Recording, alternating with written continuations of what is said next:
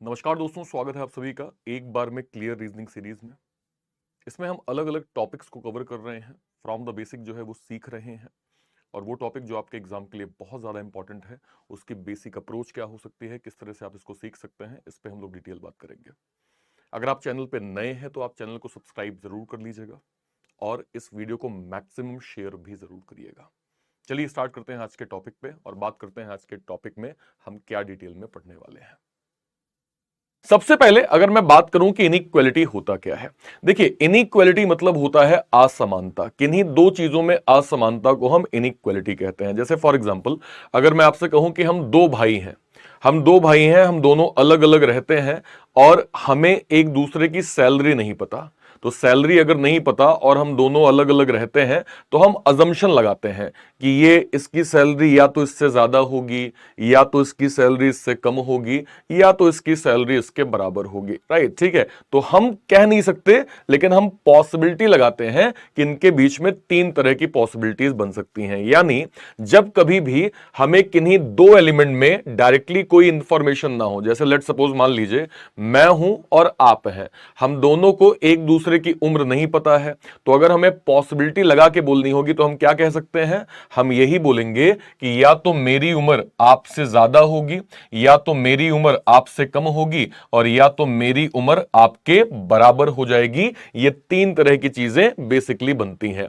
अच्छा, इन तीन तरह की चीजों में कभी कभी दो चीजें भी हमारी बन जाती हैं। जैसे मैं कहूं कि अगर बड़ा है, छोटा है, बराबर है, तो कभी कभी ऐसा भी होता है कि आप जो है वो या तो मुझसे बड़े होंगे या तो बराबर ही होंगे, या तो कंफर्म आप मुझसे छोटे होंगे या तो बराबर ही होंगे। और कभी कभी होता है कि आप मुझसे बड़े या छोटे नहीं हो सकते, तो अगर आप मुझसे बड़े या छोटे नहीं होंगे तो आप कंफर्म बराबर होंगे, और अगर आप मेरे बराबर नहीं हो सकते तो कंफर्म बड़े या छोटे हो जाएंगे। तो ये अलग अलग तरह की चीजें हम इनइक्वालिटी में बेसिकली जो है वो देखते हैं। इनइक्वालिटी में बेसिकली दो तरह के क्वेश्चन पूछे जाते हैं। एक आपका डायरेक्ट फॉर्मेट होता है और एक आपका कोडेड फॉर्मेट होता है। कोडेड फॉर्मेट को हम मेंस में पढ़ेंगे, पहले डायरेक्ट फॉर्मेट में हम लोग डिटेल यहां पे डिस्कशन करेंगे। डायरेक्ट फॉर्मेट क्या होता है? डायरेक्ट फॉर्मेट होता है कि जैसे मान लीजिए एक आपको स्टेटमेंट इस प्रकार से दे दिया गया और आपसे बोला गया कि बताइए ये कंक्लूजन इसका सही होगा कि नहीं। ये आपका एक स्टेटमेंट है और आपसे बोला गया कि बताइए ये कंक्लूजन आपका ट्रू होगा कि नहीं होगा। तो कहीं ना कहीं ऐसे क्वेश्चन को सॉल्व करने की हमारे पास ट्रिक होनी चाहिए। अगर हम ट्रिक के थ्रू इन क्वेश्चंस को देखेंगे तो हम बहुत आराम से इन सवालों को समझ पाएंगे। तो आज मैं आपको इनइक्वालिटी की एक ऐसी ट्रिक देने वाला हूं जिसको आज तक मैंने जहां जहां पढ़ाया है तो लोगों को दुनिया में चाहे कुछ भी याद हो या ना हो, हमेशा उनको ये ट्रिक जो है वो जरूर याद रह गई है। और ये इनइक्वालिटी की ट्रिक उनको लॉन्ग टर्म तक हमेशा वो इसको कभी भी भूल नहीं पाए हैं। तो आज मैं आपको वो ट्रिक बता देता हूं कि इनइक्वालिटी की वो कौन सी ट्रिक है जो आपको भी अगर पता चल जाएगी तो आप भी बहुत अच्छे से सारे क्वेश्चंस को प्रॉपर सॉल्व कर सकते हैं। क्या ट्रिक है, आइए बात करते हैं। बहुत ध्यान समझिएगा। मान लीजिए ये किसी बिल्डिंग में, दो माले की एक बिल्डिंग है। ये नीचे वाली बिल्डिंग है और ये ऊपर वाली बिल्डिंग है। जो ऊपर वाली बिल्डिंग है उसमें रह रहे हैं बड़े भैया और बड़ी भाभी। जो ऊपर वाली बिल्डिंग है उसमें रह रहे हैं बड़े भैया और बड़ी भाभी, और जो नीचे वाली बिल्डिंग है उसमें रह रहे हैं छोटे भैया और छोटी भाभी। दो माले की एक बिल्डिंग है, ऊपर रह रहे हैं बड़े भैया और बड़ी भाभी, और नीचे रह रहे हैं छोटे भैया और छोटी भाभी, और बीच में रह रहा है नौकर। बीच में नौकर रह रहा है। नौकर दोनों जगह काम कर रहा है और अपना पैसा जो है वो कमा रहा है। फिर एक बार समझिए, दो माली की एक बिल्डिंग है, ऊपर रह रहे हैं बड़े भैया और बड़ी भाभी, नीचे रह रहे हैं छोटे भैया और छोटी भाभी, और बीच में रह रहा है नौकर। नौकर बराबर अपना दोनों जगह काम करके अपना पैसा पीटे पड़ा है। तो जनरली जब तक घर में ये दो भाई थे तब तक कोई दिक्कत नहीं आई थी। दो भाई जब तक इस घर में थे, घर बहुत बढ़िया चल रहा था, बहुत अच्छा चल रहा था, बहुत शानदार चल रहा था, सब कुछ बढ़िया चल रहा था। दिक्कतें कब शुरू हुई? जब इन दोनों का ब्याह हो गया। ब्याह हो गया मतलब इनका काज हो गया, काज हो गया मतलब इनकी शादी हो गई। अब जब शादी हुई तो देखो घर में दिक्कतें कैसे शुरू हुई, समझना। अब देखो जो बड़ी भाभी हैं वो छोटी भाभी की बुराई किससे करेंगी? इन सब में किससे करेंगी? अपने पति से। यानी बड़ी भाभी जो है वो छोटी भाभी की बुराई किससे करेंगी? अपने पति से करेंगी। इसका उल्टा भी बिल्कुल सही होगा कि जो छोटी भाभी हैं वो बड़ी भाभी की बुराई किससे करेंगी? अपने पति से करेंगी। तो ये दोनों एक दूसरे की बुराई अपने अपने पतियों से करेंगी और नतीजा क्या होगा कि पतियों में भी आपस में बैर हो जाएगा और आखिरी में परिणाम क्या होगा कि ये जो दोनों परिवार हैं, ये दोनों परिवार जो हैं वो आखिरी में क्या हो जाएंगे? तो आज मैंने आपको बता दिया कि शादी के बाद जब परिवार अलग होते हैं तो उनके यहां पे रीजंस क्या होते हैं। तो आप यहां पे देख सकते हैं कि अब ये दोनों परिवार जो है वो फाइनली अलग अलग हो गए हैं।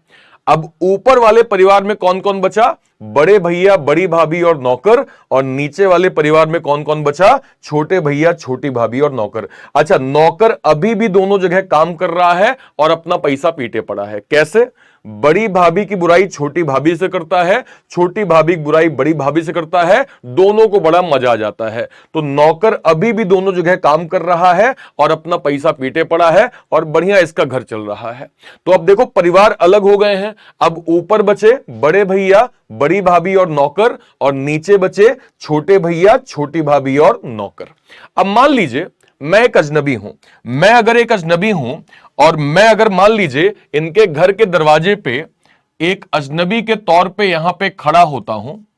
मान लीजिए मैं एक अजनबी हूं और इनके घर के दरवाजे पे एक अजनबी के तौर पे खड़ा होता हूं और घर में अगर ये तीनों लोग मौजूद हैं तो मुझे बताइए, अगर मैं एक अजनबी के तौर पे खड़ा होऊंगा तो ये तीनों में से सबसे पहले मेरा सम्मान करने कौन आएंगे? देखिए, घर में बड़े भैया हैं, बड़ी भाभी और नौकर हैं, और अगर मैं एक अजनबी के तौर पे जाऊंगा तो जाहिर सी बात है तीनों में से सबसे पहले सम्मान कौन करेंगे? सबसे पहले सम्मान करेंगे बड़े भैया।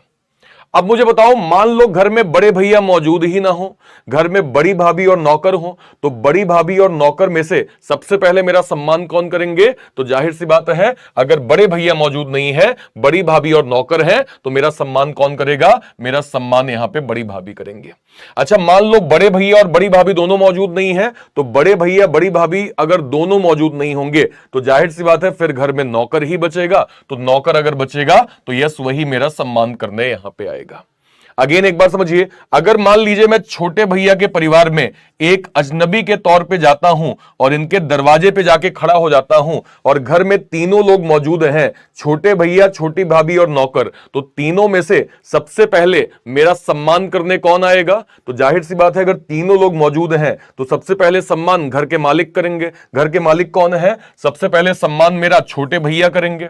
अच्छा, मान लो अगर छोटे भैया मौजूद ना हो, छोटी भाभी और नौकर हो, तो छोटी भाभी और नौकर अगर होंगे तो उसमें से मेरा सम्मान करने कौन आएंगे? तो जाहिर सी बात है छोटी भाभी और नौकर में से मेरा सम्मान करने यहां पे कंफर्म छोटी भाभी आएंगी। अच्छा, मान लो छोटे भैया छोटी भाभी दोनों मौजूद नहीं है, तो अब तो जाहिर सी बात है कि मेरा सम्मान यहां पे नौकर ही करेंगे। यानी हमने क्या समझा? हमने यहां पे यह समझा कि ध्यान रखिएगा, अगर कभी भी ये तीनों सिंबल एक साथ मौजूद होंगे तो हमेशा हम पहली प्रायोरिटी घर के मालिक यानी बड़े भैया को देंगे। अगर मान लो बड़े भैया घर पे मौजूद नहीं है, बड़ी भाभी और नौकर है, तो जाहिर सी बात है हम प्रायोरिटी यहां बड़ी भाभी को देंगे। अगर मान लो बड़े भैया बड़ी भाभी दोनों मौजूद नहीं है तो प्रायोरिटी हम ऑलवेज किसको देंगे? नौकर को ही देंगे। यह बात हमारी यहां भी लागू होगी। अगर मान लो घर में तीनों लोग मौजूद हैं और हमें प्रायोरिटी देनी होगी तो सबसे पहली प्रायोरिटी हम किसको देंगे? घर के मालिक यानी छोटे भैया को देंगे। मान लो घर में छोटे भैया मौजूद नहीं है, छोटी भाभी और नौकर है, तो हम प्रायोरिटी किसको देंगे? हम कंफर्म प्रायोरिटी यहां पे छोटी भाभी को देंगे। मान लो छोटे भैया छोटी भाभी दोनों मौजूद नहीं है तो प्रायोरिटी हम बाय डिफॉल्ट किसको देंगे? ऑलवेज नौकर को ही देंगे। आई होप ये बेसिक फंडामेंटल हमें बहुत अच्छे से क्लियर जो है वो हो गया होगा। ठीक है, आइए कुछ क्वेश्चन करते हैं और डिटेल में समझते हैं। जैसे मान लीजिए एक स्टेटमेंट मैंने आपको दे दिया और इसके बिहाफ में ये आपके 8 कंक्लूजन है, बहुत ध्यान समझिएगा। ए से एफ मुझे जाना है। अब देखो, मुझे ए से एफ जाना है। मुझे ये बताओ ए से एफ में घर में कौन कौन मौजूद है? घर में बड़े भैया हैं, बड़ी भाभी हैं, नौकर है, बड़े भैया हैं, बड़ी भाभी हैं, यानी घर में तीनों लोग मौजूद हैं, बड़े भैया बड़ी भाभी और नौकर, और तीनों में से प्रायोरिटी हम किसको देंगे? सर प्रायोरिटी आप बड़े भैया को देंगे। और यहां पे बड़े भैया की बात भी हो रही है, यानी पहला वाला आपका बिल्कुल सही हो जाएगा। सो पहला वाला हमारा एकदम यहां पे सही हो जाएगा। आई होप हमने ऐसे ही किया होगा। अगले पे आ जाइए। अगला अगर मुझे सी से एफ जाना होगा तो मैं जानता हूं कि सी से एफ तक जाने में घर में कौन कौन मौजूद है। तो सी से एफ तक अगर मैं जाऊंगा तो मैं क्लियर देख पा रहा हूं कि घर में नौकर है, घर में बड़े भैया है, घर में बड़ी भाभी है, यानी पूरा बड़े भैया का परिवार मौजूद है। प्रायोरिटी किसको मिलेगी? प्रायोरिटी बड़े भैया को मिलेगी। यहां बड़े भैया की बात भी हो रही है। आंसर क्या हो जाएगा? आंसर कंफर्म यहां पे ट्रू हो जाएगा। अगले पे आ जाइए। अगला अगर मैं बी से ई जाऊंगा तो मैं जानता हूं कि बी से ई तक जाने में घर में बड़ी भाभी है, घर में नौकर है, घर में बड़े भैया हैं। तो बी से ई में बड़ी भाभी, नौकर, बड़े भैया तीनों लोग मौजूद हैं। और जब तीनों लोग होंगे तो हम प्रायोरिटी किसको देंगे? हम कंफर्म प्रायोरिटी घर के मालिक यानी बड़े भैया को देंगे। और बड़े भैया की यहां पे बातचीत नहीं हो रही है।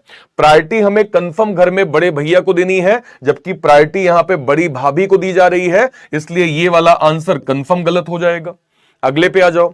अगला यहां पे बी से डी हमें जाना है। अगर मैं बी से डी यहां पे जाऊंगा तो मैं श्योर हूं कि बी से डी जाने पे बड़ी भाभी है और नौकर है। तो बड़ी भाभी और नौकर में कंफर्म प्रायोरिटी हम किसको देंगे? सर हम जानते हैं कि अगर बड़ी भाभी और नौकर होंगे तो प्रायोरिटी हम कंफर्म बड़ी भाभी को देंगे। और जब बड़ी भाभी को प्रायोरिटी देंगे तो देखो यहां पे बड़ी भाभी की बात की जा रही है। ये वाला आंसर बिल्कुल सही हो जाएगा। जरा इस पे आ जाओ। सी से ई में हमें कहां तक जाना है? सर सी हमारा ये रहा, ई ये रहा। तो सी से ई तक अगर जाएंगे तो ये नौकर है और ये बड़े भैया है। तो नौकर और बड़े भैया में कंफर्म जो प्रायोरिटी है वो किसको मिलेगी? सर नौकर और बड़े भैया में प्रायोरिटी हमें कंफर्म बड़े भैया को देनी है। लेकिन यहां पे बड़े भैया की बात नहीं हो रही है, यहां बड़ी भाभी की बात हो रही है। जब घर का मालिक ऑलरेडी मौजूद है तो घर के सेकंड मालिक की वैल्यू नहीं होगी। इसका मतलब ये वाला आंसर क्या हो जाएगा? कंफर्म गलत हो जाएगा। और देखिए ए से सी अगर मैं जाऊंगा तो ए से सी तक जाने में एक बार देख लो घर में कौन कौन मौजूद है।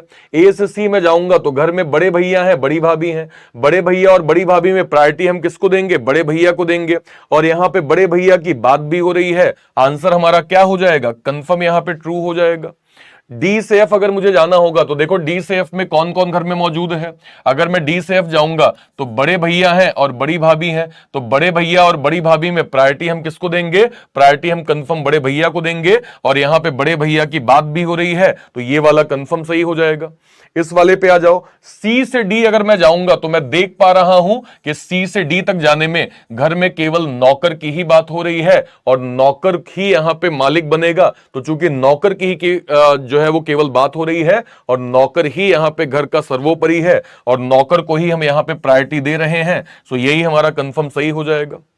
आई होप हम सभी ने इनइक्वालिटी का ये बेसिक फंडामेंटल बहुत अच्छे से सीख समझ लिया।